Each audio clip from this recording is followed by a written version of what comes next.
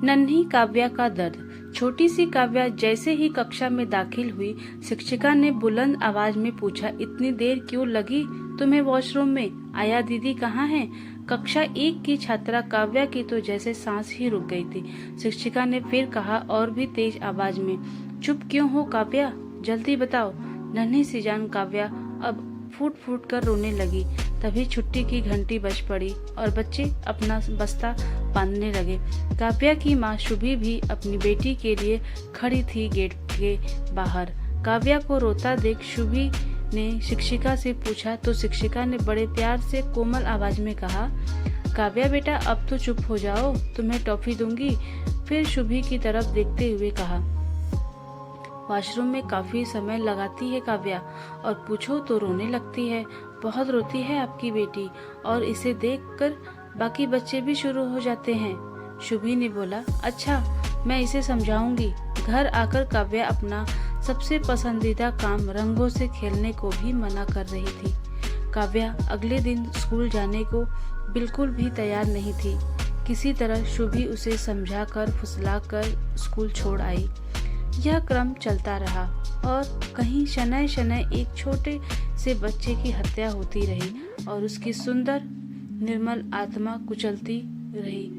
दिन बीतते रहे और काव्या बड़ी होती गई और अपने किशोर अवस्था में आ गई। अब उसके अंदर एक डर समाया रहता था। जब भी कोई थोड़ी जोर से बोलता वह विचलित हो जाती थी। रंग और चित्रकारी जो उसे प्रिय होते थे अब वह उन्हें हाथ भी नहीं लगाती। हर समय घर में माँ के पास ही रहना चाहती थी। शुभी को उसका ये व्यवहार कुछ अजीब सा लगता था। शुभी ने अपने परिचित डॉक्टर से बात करी काव्या के ऐसे व्यवहार के बारे में। उन्होंने काव्या को काउंसलर के पास ले जाने को कहा। शुभी शहर के अच्छे काउंसलर से मिली। उन्होंने काव्या के साथ आने को कहा। काउंसलर के साथ काव्या की बैठक होने लगी। पहले तो शुभी साथ होती थी, फिर काव्या और काउंसलर अकेले में बात करने लगे। काव्या में अब पुरानी चंचलता धीरे धीरे वापस आने लगी थी।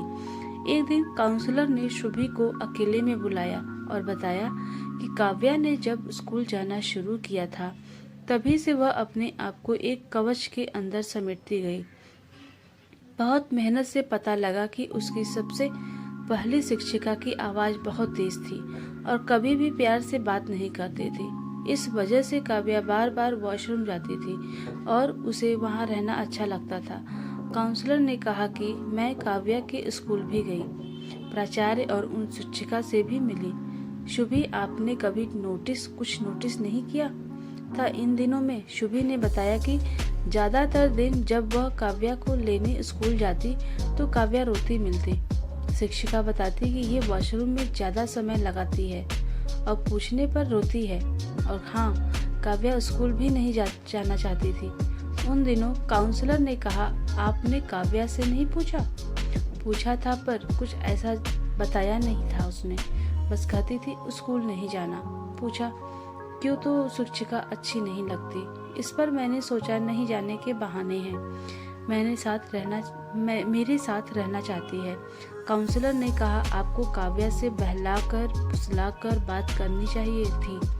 5 साल की कोमल सी बच्ची ने जो झेला उसका असर लंबा रहना था। खैर आप उसे मेरे पास भेजते रहिए, अभी उसके आत्मविश्वास को और भी मजबूत होना है, तभी वह एक सुदृढ़ व्यक्तित्व की युवती बनेगी। शुभी घर आकर बेचैन हो गई क्योंकि उसे लग रहा था कि उसने अपनी बच्ची को उसके कठिन समय पर सहारा नहीं दिया। शुभी ने निर्णय लिया कि वह सारी बात स्कूल के प्राचार्य को बताएगी ताकि दूसरी बच्चियों को ऐसी कठिनाई का सामना न करना पड़े। कई बार बच्चों से संबंधित बातें हम लोग नज़रअंदाज कर देते हैं, लेकिन वही बात उसे कुरेद रही होती है। अपने बच्चों के साथ बात करना, ढेरों बात करना उनके बहुत सी समस्याओं का समाधान होता है। जहाँ तक हो सके फ़ोन, टेलीविज़न, टैब के साथ दूर अपने साथ रखना उनके आत्मविश्वास को मजबूत करता है। तो दोस्तों, आपको कहानी अच्छी लगी तो प्लीज़ लाइक, शेयर, सब्सक्राइब ज़रूर करिएगा। मिलते हैं अपने नेक्स्ट स्टोरी में, तब तक के लिए बाय बाय।